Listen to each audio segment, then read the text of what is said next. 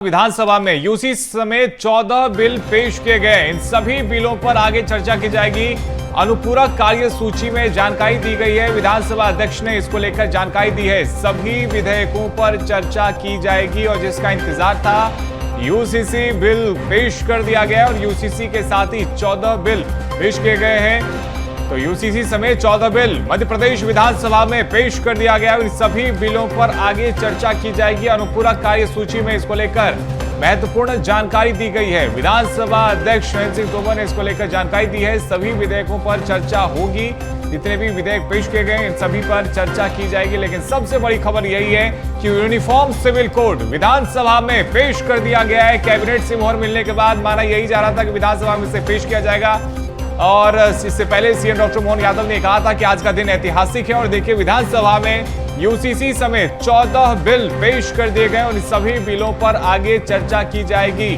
अनुपूरक कार्य सूची में इसको लेकर जानकारी दी गई। विधानसभा अध्यक्ष ने इसको लेकर महत्वपूर्ण जानकारी दी और सभी विधेयकों पर चर्चा की जाएगी। इसको लेकर के महत्वपूर्ण जानकारी विधानसभा अध्यक्ष ने दी है। लेकिन आज का दिन ऐतिहासिक है और देखिए, विधानसभा में जिसका इंतजार था, यूसीसी समेत 14 बिल पेश कर दिए गए। हमारे सहयोगी मनोज राठौर इस कॉल में हमारे साथ में भोपाल से लाइव जुड़े। सीधा मनोज जी के पास में चलते हैं। मनोज जी, आज ऐतिहासिक दिन जिसका इंतजार किया जा रहा था, यूसीसी समेत 14 बिल विधानसभा में पेश कर दिए गए।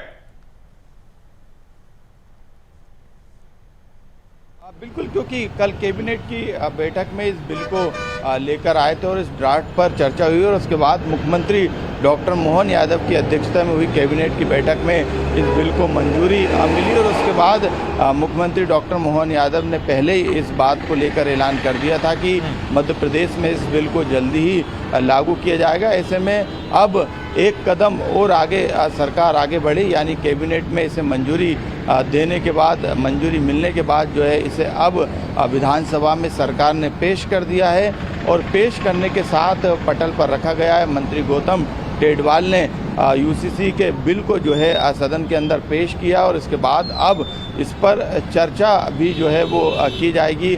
आज बिल को पेश किया गया। हालांकि इसके अलावा भी करीब 14 ऐसे बिल हैं जिन्हें इस आज की पहले दिन की कार्रवाई के दौरान पेश किया गया। लेकिन इस बिल को पेश करने के साथ जो है विपक्ष ने आपत्ति ली और जो विधायक है कांग्रेस के बाला बच्चन, उन्होंने इस पे आपत्ति लेते हुए कहा कि इसके बारे में कार्य सूची में कोई जानकारी नहीं दी गई।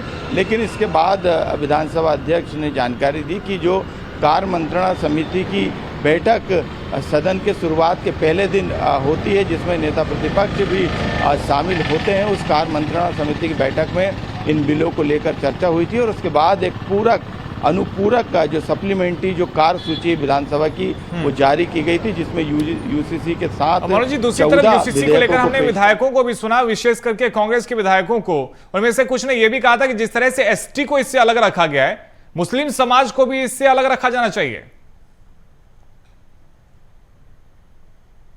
बिल्कुल, क्योंकि विपक्ष को सदन में अपनी बात रखने का पूरा अधिकार है। यही कारण है कि इस मामले में अब सदन में ये बिल पेश होने के बाद जो है इस पर चर्चा होगी और चर्चा कितने घंटे की होगी ये विधानसभा की आसंदी से तय किया जाएगा। यानी संभवतः कल की कार्य सूची में, क्योंकि जो 14 विधेयक पेश किए गए उसमें सबसे पहला विधेयक जो है वो यूसीसी का था, यूसीसी बिल था। ऐसे में कल संभवतः इस पर 1-2 घंटे की या 3 घंटे या 4 घंटे की आसंदी के द्वारा जो भी समय तय किया जाएगा, नियत किया जाएगा, उसके तहत जो है इस पर चर्चा होगी। और चर्चा के दौरान जो बात आप कह रहे हैं कि कांग्रेस बार बार इस बात को उठा रही है कि आदिवासियों को तो अलग कर दिया गया, लेकिन मुस्लिम समुदाय को जो है इस बिल के माध्यम से टारगेट किया गया, तो विपक्ष अपनी बात सदन के अंदर रख सकता है। जब चर्चा होगी इस बिल पर, उसके बाद इस बिल को पास सरकार कराएगी और जब विधेयक विधानसभा से पास हो जाएगा तो इसके बाद इस विधेयक के पास होने के बाद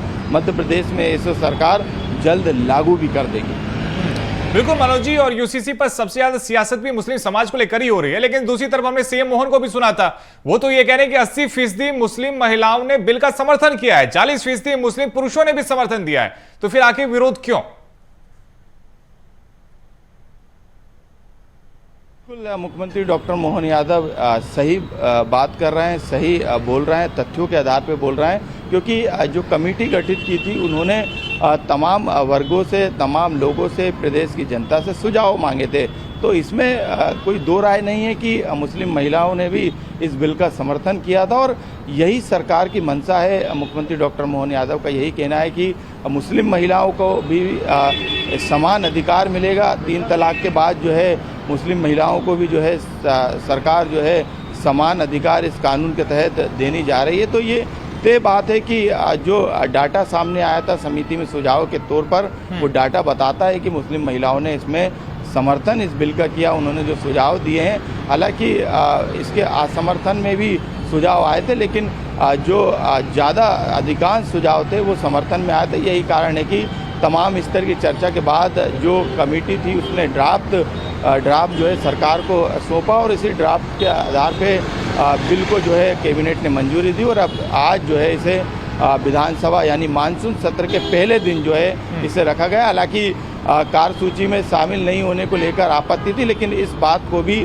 सदन के द्वारा स्पष्ट किया गया कि कार्य मंत्रणा समिति में जो है इस बात को लेकर चर्चा की गई थी, सहमति बनी थी। उसी के बाद जो सप्लीमेंट्री कार्य सूची है उसको जारी कर दी गई है, जिसमें तमाम बिलों की जानकारी दी गई है। बिल्कुल, अब चर्चा के दौरान क्या कुछ कहा जाता है पक्ष विपक्ष की तरफ से, इस पे भी नजर रहेगी। फिलहाल बहुत शुक्रिया मनोज जी आपका हमारे साथ में जुड़ने के लिए।